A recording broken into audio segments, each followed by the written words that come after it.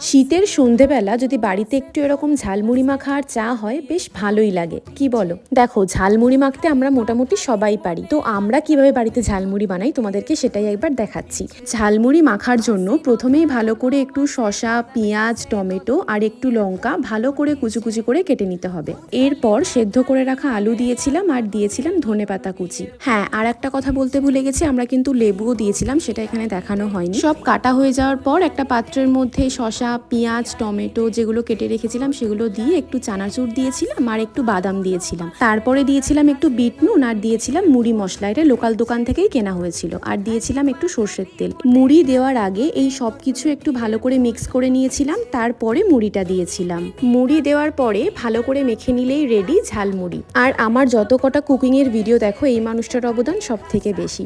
এটা হচ্ছে আমার আর এক মা। তো তোমরাও বাড়িতে এইভাবে মুড়ি মাখা ট্রাই করতে পারো, দিয়ে আমাকে জানিও কেমন লাগলো।